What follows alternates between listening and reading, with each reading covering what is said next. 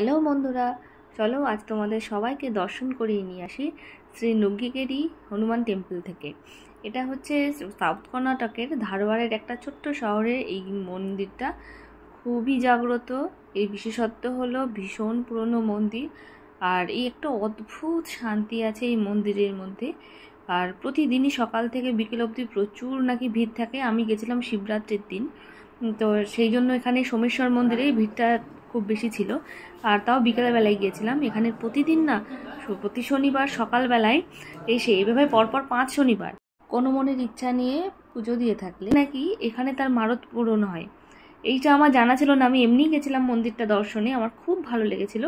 আমি যখন এসে আমাদের আশপাশের আমরা যে অ্যাপার্টমেন্টে থাকি সেখানে আমি যখন আশপাশের লোকজনকে জানালাম যে আমি এইখান থেকে ঘুরে এলাম, তো তখন তারা বলল যে হ্যাঁ, এই মন্দিরটা খুবই জাগ্রত। মন্দিরের এই 5 শনিবার পরপর পুজো দেওয়ার কথাটা জানালো। যাই হোক, আমার ছেলে তো আসতেই চাইছে না, বেরোতেই চাইছে না।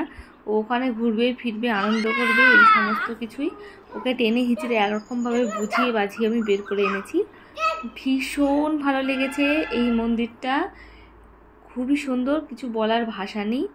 কথিত আছে হনুমান তার ভক্তকে স্বপ্ন দেখায় এই মন্দিরের পাশে যে লেক আছে তার মধ্যে তার মূর্তি আছে, সেটা তুলে নিয়ে এসে স্থাপনা করতে। আর এই লেকে যে পদ্মফুল ফোটে সেই পদ্মফুল দিয়েই এই হনুমানের পুজো করা হয়।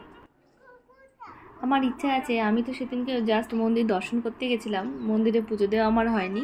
কোনো এক শনিবারে গিয়ে মন্দিরে আমি পুজো দিয়ে আসবো। আর প্রতি 5 শনিবার তো আমার পক্ষে যাওয়াই সম্ভব না, কারণ ছেলে এত ছোট। যাই হোক, কী আর করা যাবে। আর আমার এরপর আর একটা ইচ্ছা আছে, এখানে শুনেছি ছাব্বি গণপতি একটা মন্দির আছে, তারও একটা আলাদা গল্প আছে, সেটা দর্শন করার।